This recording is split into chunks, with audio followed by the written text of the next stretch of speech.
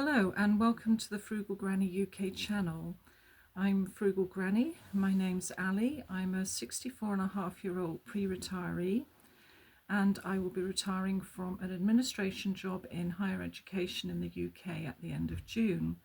I started this channel to document my preparations for the leap into retirement from my office job and how I cope with my reduced income after I've reached that event and beyond. Today, I just want to share some thoughts about my preparation for retirement journey.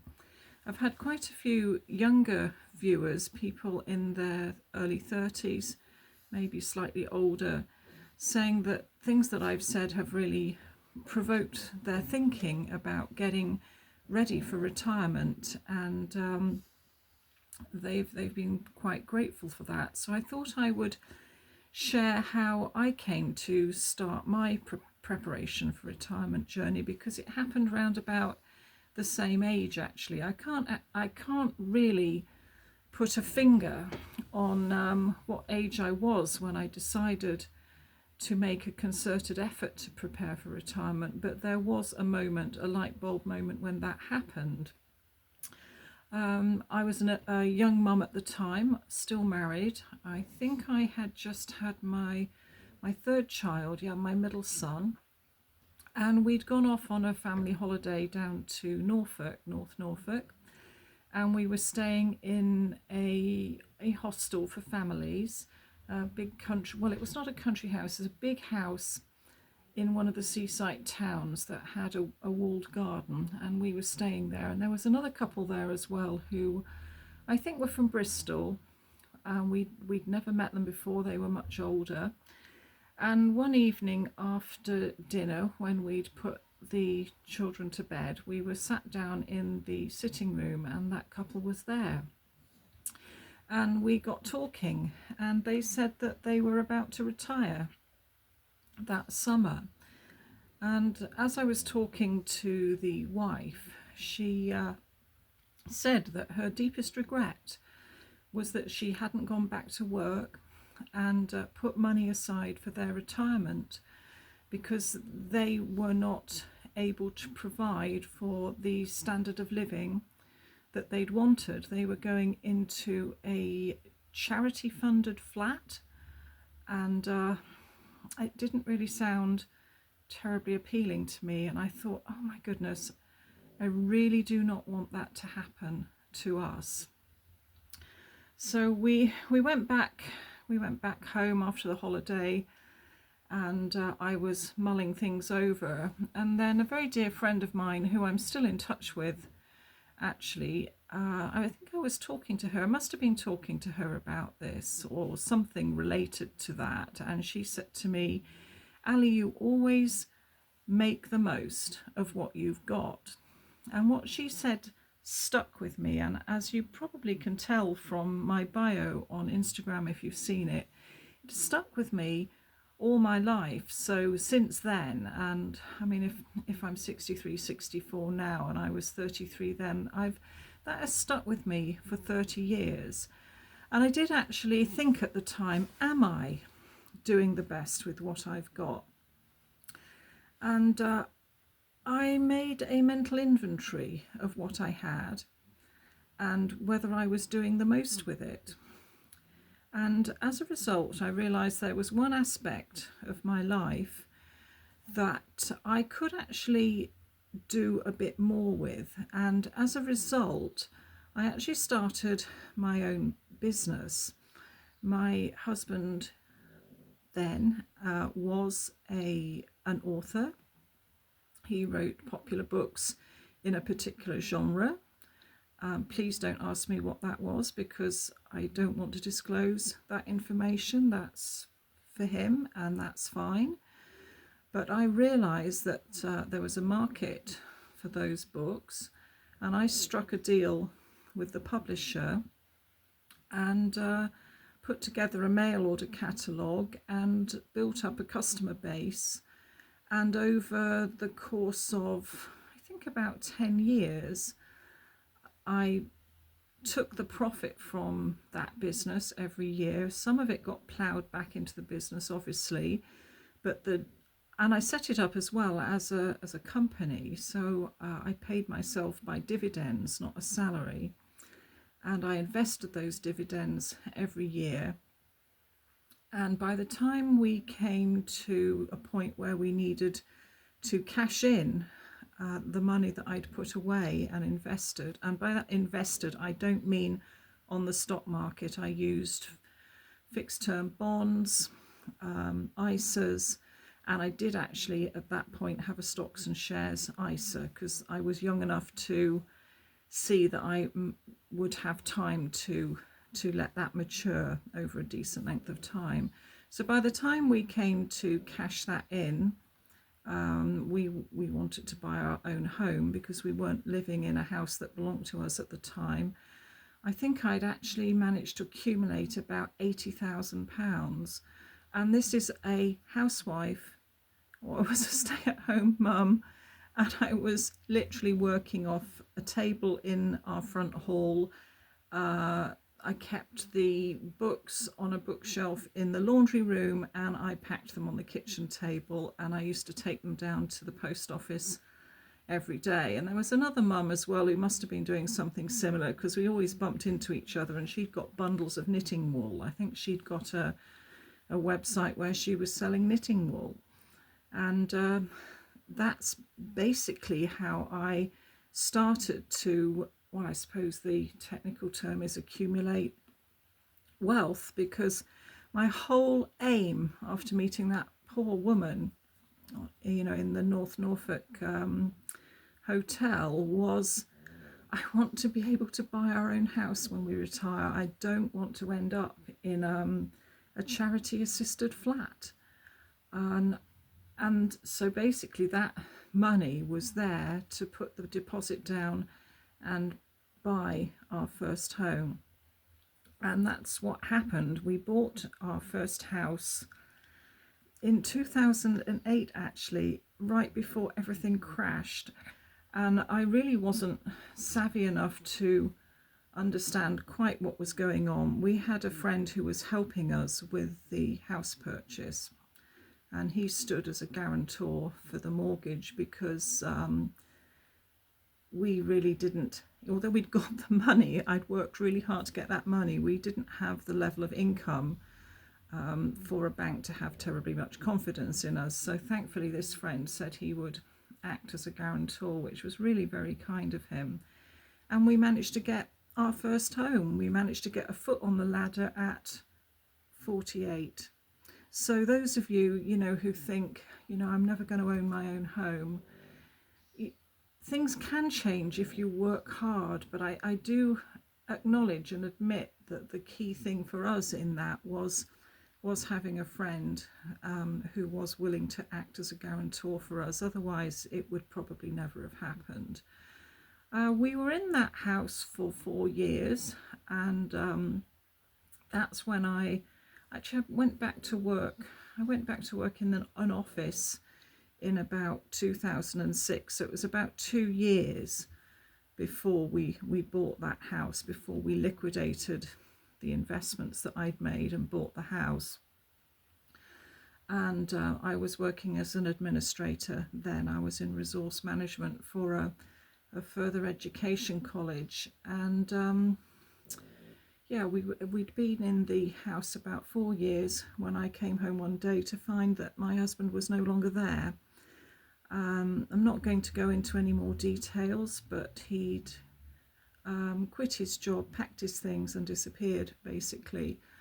And so at that point, my investment strategy, as you might have called it, my retirement targets, of us owning our own little house somewhere. Actually, funnily enough, the aim was to come back to the town where I live now and buy a house very similar to the one that I live in now.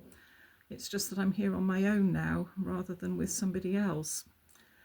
But at that time, that was a really desperate time for me. I was left with a massive mortgage, a salary that wouldn't meet the bills. So I sat the kids down. I'd got four, I mean, we had four children, and the youngest was still in education. He was at further education college at that time. And I sat them all down around the table. The older ones were working. And I said, look, these are the bills. If we're going to stay in this house, I can meet the bills to this extent, and you're going to have to step up for the rest. And they were very good.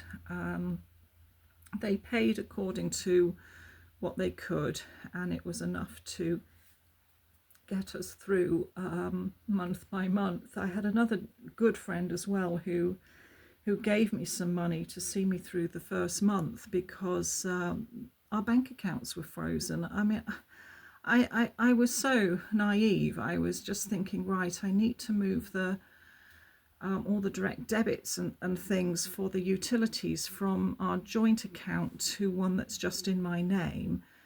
And rather than contacting the utility companies and doing it that way, I thought, oh, it'll be much quicker if I go to the bank and ask them if they'll just move everything across.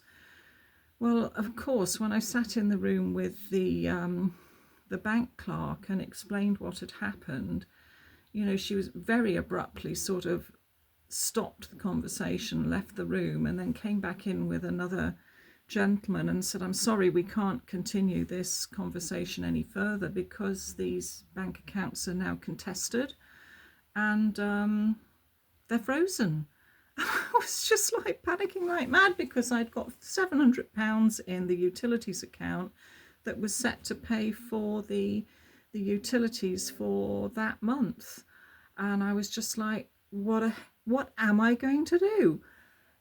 Because, and even I don't think I could even get into the savings accounts. I couldn't get into any of the accounts at all. So a mutual friend, he was actually also a friend of my ex-husband's. He's died now, which is really very sad. This friend, not my ex-husband, but he gave me £1,000 to see me through that first month. And I do remember another friend just said, give me the code to your, don't do this normally.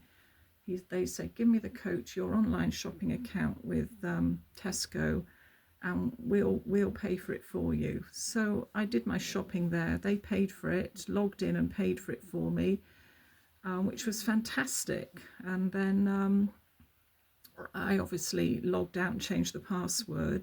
I do trust them, but you still have to do these things. So I was provided for very nicely for the first month, but it really wasn't very easy. And we did limp through, the kids and I, with help from various people, and for that I'm eternally grateful, because I honestly dread to think what had happened if I hadn't had the community of people around me at the time that offered the help that they did, and I'm ever so grateful. But there comes a point when you do have to stand on your own 2 feet. So at this point I got back in touch with a friend from a long way back who was going through something very similar, and she said, sell your house and come back up north and you'll be fine. And I think obviously by this stage the financial consent order had gone through and the divorce had been finalised, and I was left with the family home. But I'm not joking, it came with a massive mortgage around my neck, one that no bank would ever have given me if I'd gone in and asked for it with the resources that I was earning. The only way I managed to meet the interest on that mortgage every month was by charging the kids rent. And then eventually one of them said she wanted to move out and move in with a friend, so that knocked me back £400 a month. Then my other son said he wanted to move to another town because he'd got a job there, so he was moving out, and that knocked me back another £300 a month. So at this point I was like £700 a month in deficit, and I had been saving really very hard over those 4 years, because I knew that I needed an escape fund or a moving fund.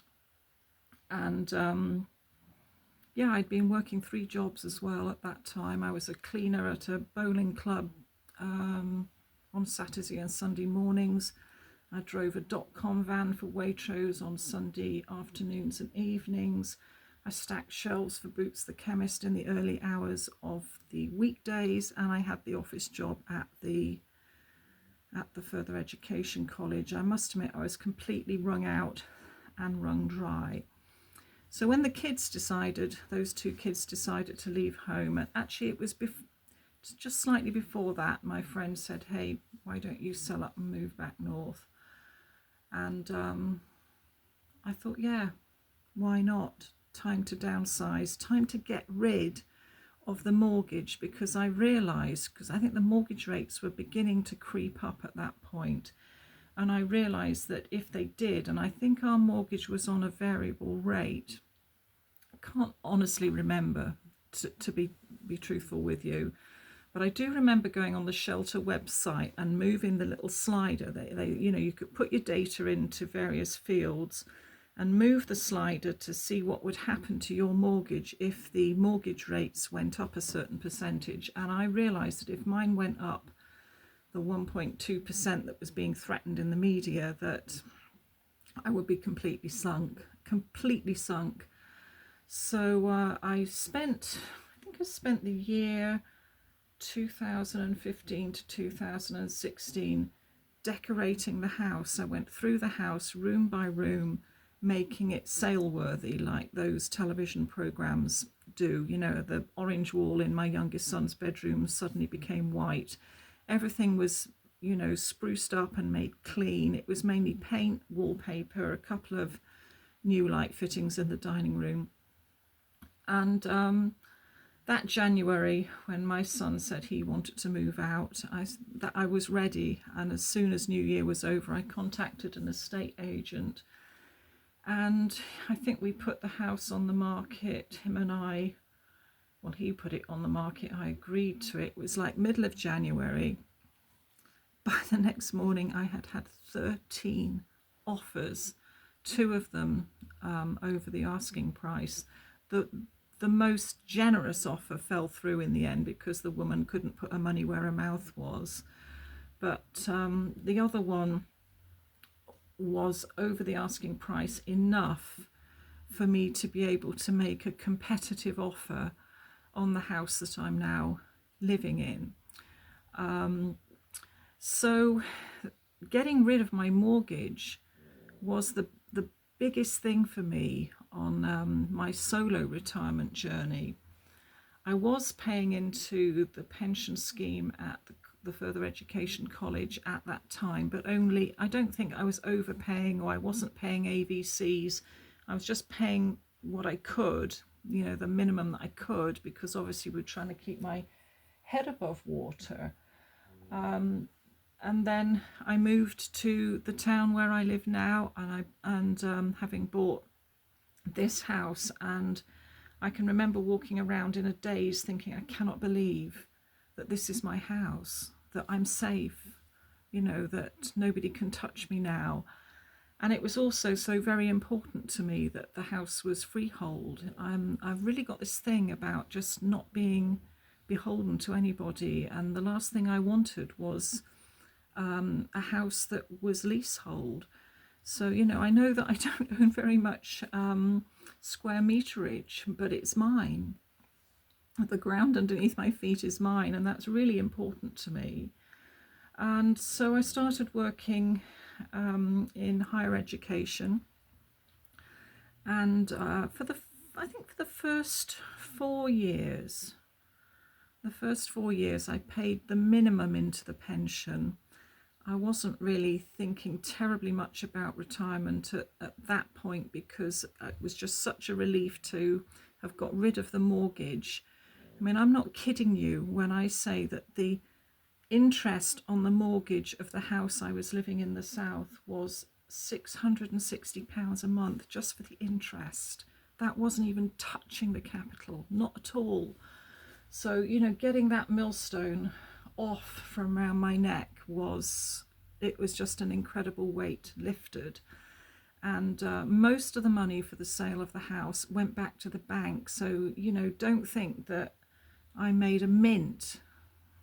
I really, really didn't. And but the problem is the estate agent up here, I think, saw me coming. Woman moving up from London must be minted, and so they put me into a bidding war with the other people who'd made an offer on this property. And that's when I was really grateful for the person who bought my house in the south overpaying, because I effectively passed that on to the people I was buying this house off to make sure that I got it. That was how desperate I was to make sure that myself and my kids were safe. And we landed here on our feet. So my youngest son and I moved here. My daughter's lived here for a few years since then. And, as I've explained before, I'm not downsizing because I want to have the space here for any of my other kids that need to arrive. And I can see sitting here that the perspective makes the room that I'm sitting in look absolutely massive, but it's not as big a house as you would think. It's a pretty standard late Victorian terrace house, and I'm really happy with it because it's a sort of house I always wanted to live in. But anyway, after a few years here, I realised that retirement was looming, and I started to overpay on my work pension. So instead of paying 4%, I think the next year I upped it to 6%. I think I could do 6%, and then the next year I upped it to 8%, and then the maximum I think they would let us pay is 10%. So for at least the last 4 years, maybe 5, I've been paying 10% of my salary into my pension. And I think this is why people that I know have not really quite understood why I'm so hard up, is because actually 10% of what I've been earning, and I was not a big earner. I was at the bottom couple of grades of the pay scale. 10% of my salary was going into my pension, and then anything else that I could scrape together was helping to renovate the house. I used to take on translation projects and freelancing projects to do that. They would be about £1,500 a go. So if I did 2 a year, that would probably finance the next round of projects. But I'm afraid AI seems to have evaporated that puddle. So when I landed the job at the supermarket 18 months ago, I was really very, very, very grateful. So, I overpaid on the pension contributions, and I had a 5-year plan.